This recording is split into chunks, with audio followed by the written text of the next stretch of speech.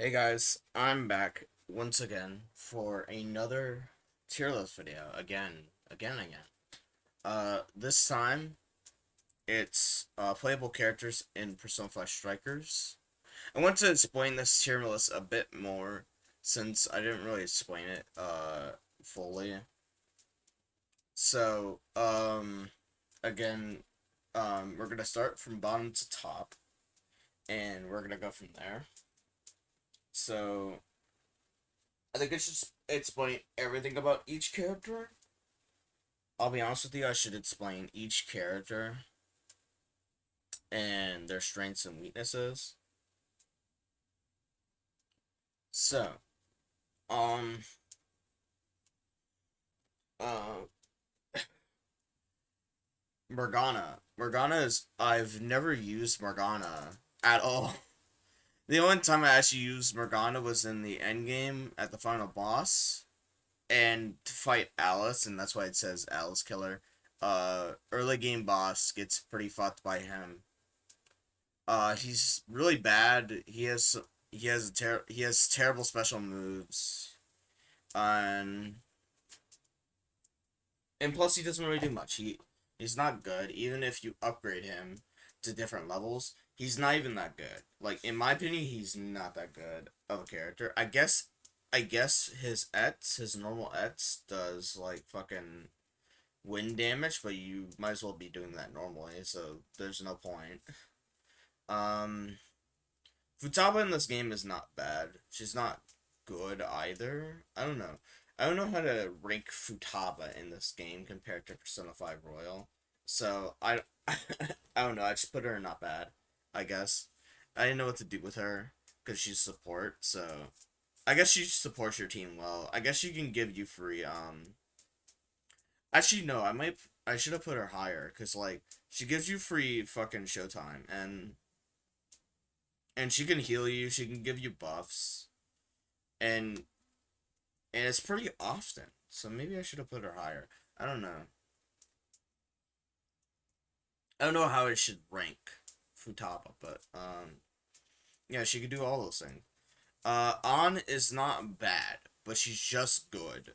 An is just gonna be your fire dealer, but the thing about her is that you might as well be using someone else at that point because An is not that good. I guess she gets a heal skill later into her moveset, but that's it. She gets it very late game.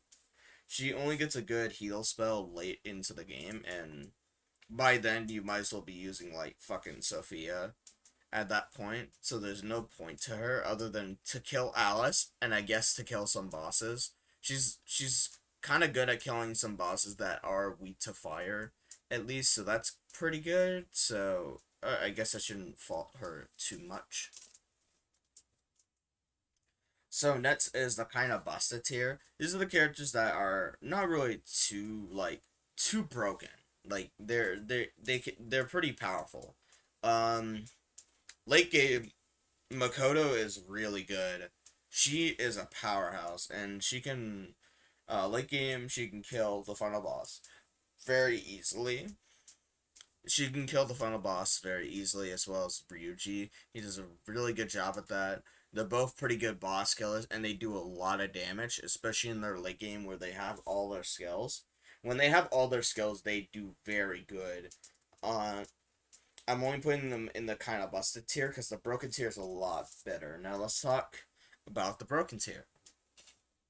The broken tier has a Joker, Haru, Sophia, and Zenkichi. So Joker is all around just good. He's very good in everything. He can heal himself and the team for free, but it's very low healing. But that's fine because that's just broken. Like if you could heal the entire team for literally free, that's fine. Like that, even if it's a low amount of health, that's still really good. He can buff himself. He can give him free heat. He can give himself free heat riser, which is actually busted. Like giving yourself free heat riser is actually good, especially late game where you can do that always. He has a lot of good moves. He gets really good personas at the end game, and plus he's just good all around. Like he's just broken. I feel like out of the many Phantom Thieves, he's probably one of the best at the game. Haru is another character where they're a very good boss killer, especially to the one that um, the Ice Palace Mariko. She's really good against her. Either way, even if like she does a really good job at being a support, like she's really good at attacking. She does a lot of damage, especially late game. She does a lot of fucking damage, and because most of her moves are hold based, so she holds down her moves a lot, and she can do a lot with it. So yeah, she's very good. Sophia, she is really good. One of the best healers in the entire game. Actually, better than Morgana. The reason why is because A, she has light skills, which you're not gonna have early game, which is great, and B, she's just really good healer all around. She gets early Dia, which is fine, but anyway, she gets really good skills, and she's very good as a healer and a support character. She's very good at it. Zenkichi is very broken. He can heal himself, and he can give that damage back, which is great. He does a lot of damage, and he can dish it back. And he's the only other character other than Joker that can learn Almighty skills, which is great. He learns a Heat Riser and Debilitate late game, which is great. Um,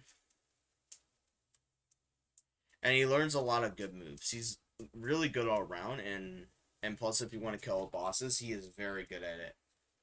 And like I said, he learns free Debilitate and Heat Riser, especially in late game. You're gonna need that.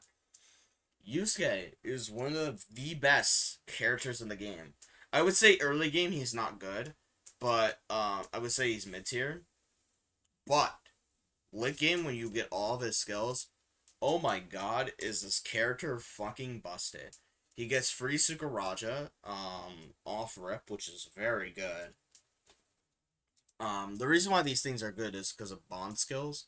Bond skills make it so that certain effects last longer. So even if these effects are very temporary, like the most of the effects that come from your persona's normal attacks aren't really that good normally.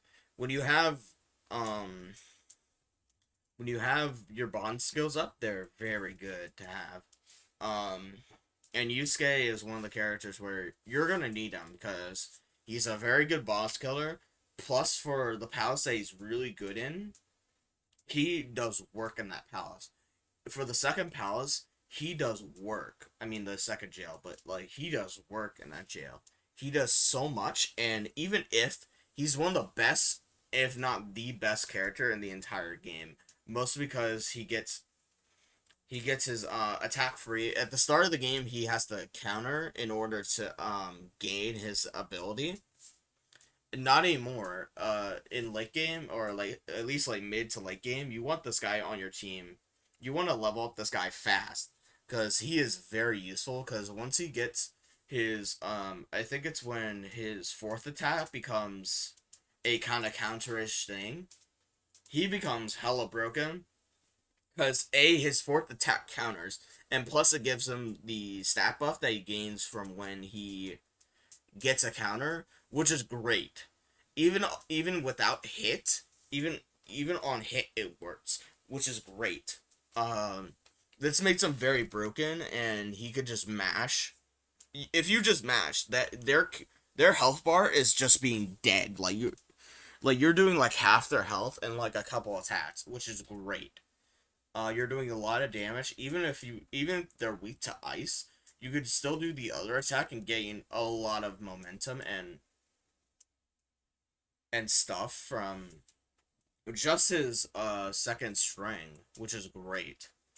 Like I said, Yusuke is one of the best characters in this entire game. If you can level him up very early, he is one of the best characters in the entire game. Like actually, even for his low HP and okay strength, like he's the weakest next to He's the weakest strength wise next to Ryuji and Zenkichi, which is fine. Like he still does damage, and he could do it well. Anyway, that's kind of it for this tier list. I want to explain, like, most of these characters are pretty bad early game, but once they're in the mid game, I feel like they're a lot better. Especially even late game. I think they're very overpowered late game, which is great. Um. Anyway, that's it for this tier list. I'll see you guys next time. Peace.